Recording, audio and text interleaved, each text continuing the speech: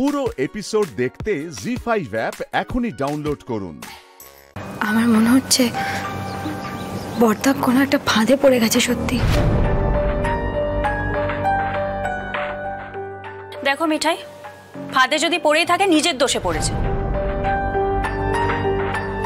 ও তো বলে আমি ওকে কেয়ার করি না, তো কেয়ার করি না বলে অন্য প্রেম কেন করতে গেল? সিঙ্গেল থাকতে পারলো না?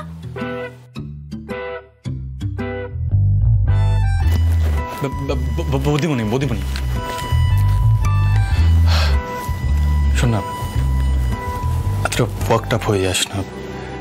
তুই না বেকার বেকার খুব পজেসিভ হয়ে যাচ্ছিস।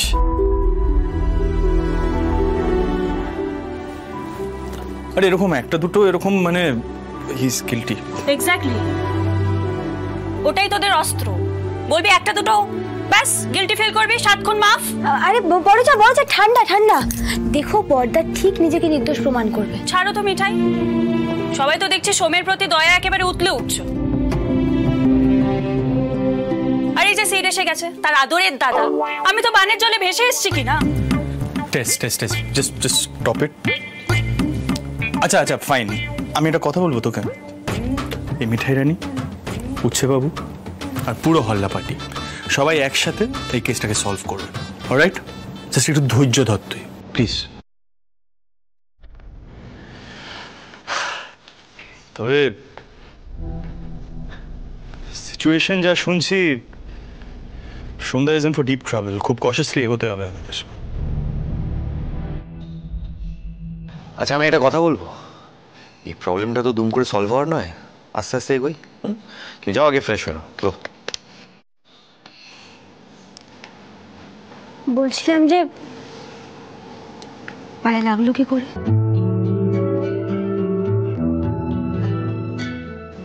আরে ছাড়ো না মিঠাই রানী, রুচে বাবু has all this things in his stride. কোনো ব্যাপার না এগুলো।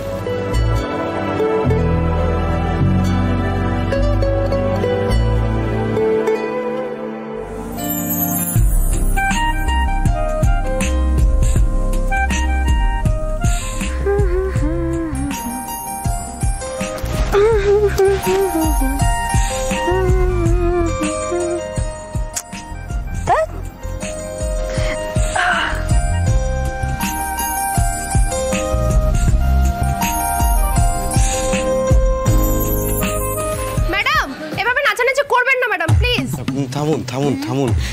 এটা তো মানে নার্সিং হোম। আপনার কি মানে অস্বস্তি হচ্ছে কোনো? আপনাকে নার্ভের ওষুধ দেবো? মানে ভেতরে সেন্সেশন তৈরি করতে না পেরে অস্বস্তি হচ্ছে আপনার?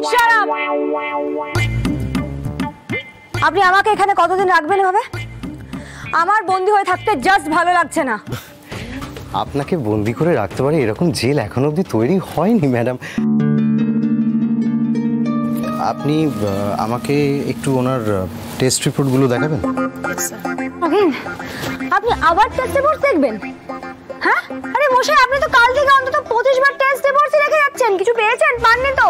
না ম্যাডাম, আপনি বুঝতে পারছেন না। মানে আপনি উইক, দুর্বল আছেন, আপনার ব্লাড লস হয়েছে। তাছাড়া কুসুমপুরে আপনি যে অবস্থায় ছিলেন তাতে আপনার শরীরের ক্ষতি হয়েছে। মানে আপনার অ্যাটলিস্ট 3-4 দিন রেস্ট দরকার। মানে বুঝতে মিঠি, কেমন আছো? দীপাদি, ভালো আছি। বাট তোমাদের ডক্টর ব্যানার্জি তো মানতেই চাইছেন না। কি যে উনি দেখছেন আমি জানি না। আর তাছাড়া ওনার চিকিৎসার উপর আমার একটুও ভরসা নেই। রুদ্রবাবু, আপনারা এসছেন, ভালোই করেছেন, বুঝলেন তো? এই দেখুন না, মিঠি ম্যাডাম নাচছেন, গান করছেন। এটা তো নার্সিং হোম নাকি? মানে আমি ওনাকে বললাম যে ওনার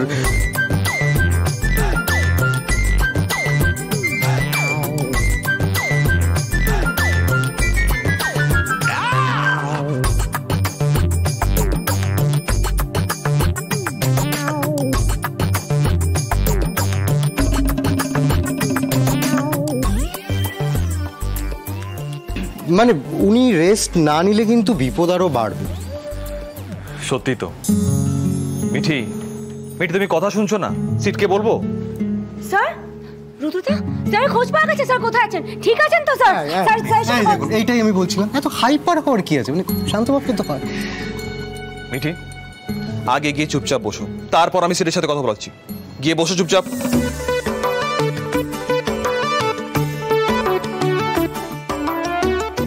জানেন তো ডক্টর ব্যানার্জি, হ্যাঁ এই মিঠিকে একটু ধমক ধমক দিয়ে রাখতে হবে। আমাদের সিট যেভাবে সামলে সামলে রাখে সেভাবে। দ্যাটস নট ট্রু, একদমই না। আমাকে কেউ ধমক ধমক দিয়ে সামলে রাখতে পারে না, ইভেন স্যারও না। হ্যাঁ, আমি স্যারকে খুব রেসপেক্ট করি, সেজন্য আমি কিছু বলি না।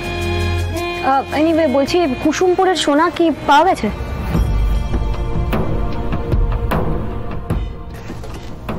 না মিঠি, পুরো কুসুম মনটা সিল করা হয়েছে। তবে হ্যাঁ, আমাদের সন্দেহ ঠিক। নদী পেরিয়ে সোনা পাচার করা হয়, সিট কুসুম মনের ওই ঘর থেকে সেসব নোটিস করেছে এবং খুব ইন্টেলিজেন্টলি প্ল্যান করে ওখান থেকে পালিয়ে গিয়ে গ্যাংটাকে ধরেছে। ও বলছিল যার জন্য ওর পায়ে একটু চোটও লেগেছে। মিঠি, এনো কথা বলো। না, ইটস ফাইন, শুনে নিলাম তো সব কিছু, ঠিক আছে। আচ্ছা রুদ্রবাবু, ওই কেশব সাধু লোকটার কি হলো? লোকটা কিন্তু এই হিপনোটাইজ করার ব্যাপারটা ভালো শিখেছে, মানে গলাটা ভালো ব্যবহার করতে পারে। ডক্টর ব্যানার্জি, আপনি আমার সঙ্গে আসুন। এই কেসটা ওপেন হলে কিন্তু কেসটা কোর্টে গেলে আপনাকে সাক্ষী হিসাবে ডাকা হবে। ভয় পাওয়ার কিছু নেই, এই কেসটায় আমি আপনার নামটা মেনশন করেছি। আসুন, আপনি সবটা গুছিয়ে বলছি, আসুন।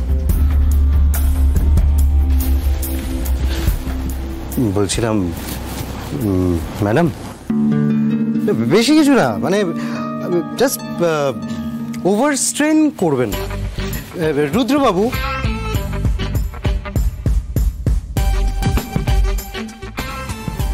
মিঠি, ডক্টর ব্যানার্জি কিন্তু তোমায় খুব পছন্দ করে জানো না, মানে এতটা কনসার্ন তোমার প্রতি, খুব কাছের মানুষের জন্যই তো এরকম হয় না।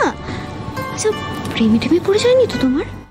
জি5 ডাউনলোড করুন আর সব এপিসোড দেখুন একদম ফ্রি।